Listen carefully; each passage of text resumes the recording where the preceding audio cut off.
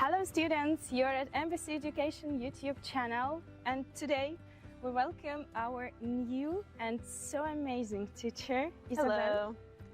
Yes, Isabel, please introduce yourself first, and after I will ask you some questions. Sure. My name is Isabel. I come from New York City, which is in the US, and this is my first time teaching here. Okay, this will be the last question about your teaching experience.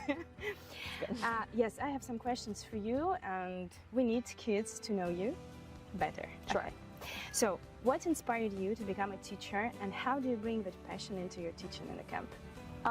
My close friend that I'm traveling with is a teacher, and it's really inspiring to see what she learns from the kids and working with kids. And this opportunity came up, and it just seemed like a really nice opportunity to immerse myself in a different culture and meet people who come from a different country who I've never really interacted with. So yeah, I got really lucky finding this. Cool. Okay, what do you like the most in the camp? I think it's just really cool to get to spend so much time with everybody. You're living with them, you're taking classes with them, you're eating with them. So I think you really just get to know people very well, very quickly. And see people's personalities come out, and yeah, it's very cool. Yeah, not to just see them in the classroom, but to see everybody outside the classroom. Yeah. Cool. Excursions, you mean, and Yes. games. Cool. Okay, in your class, by the way, Isabel, she's a teacher for elementary class now. So in your class, you have kids with so different personalities. How do you manage to organize the team in the class? You mean team projects or just managing the class? Managing the class.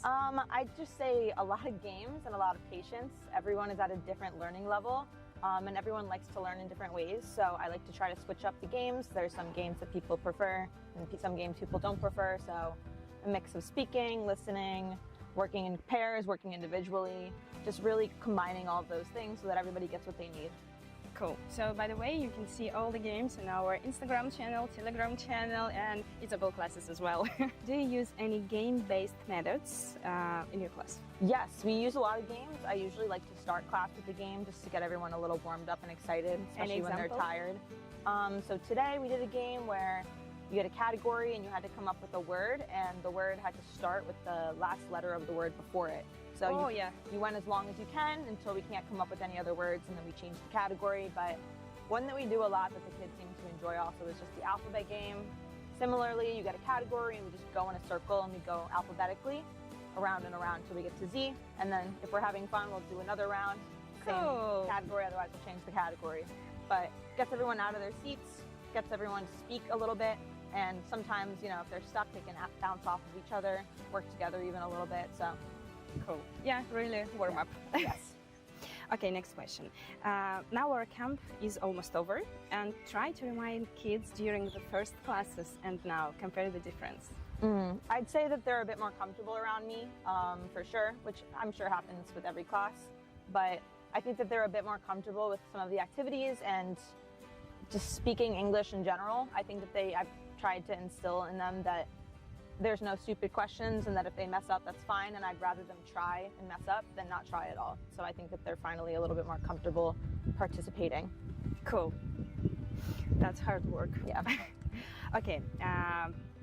Next question, not question. Okay. Sure. Give us an advice to parents how to inspire their kids to learn English. I'd say speaking it as much as you can.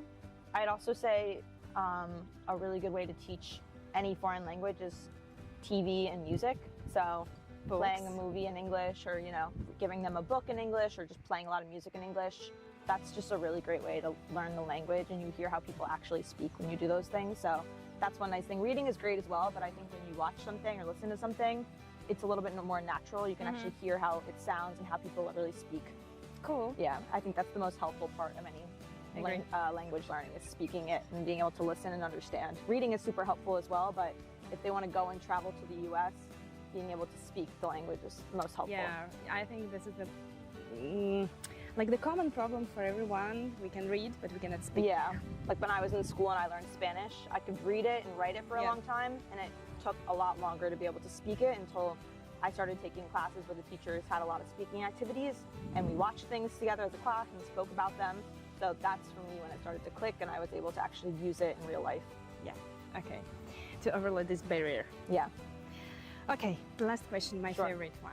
What do you like the most in your work with kids? I think that they're just so interesting, you know? They're just such interesting people, and new energy. Yeah, they're also different. It's a different age group than I usually work with, so I think it's just they're so creative and fun and just like spontaneous, and they learn so quickly too.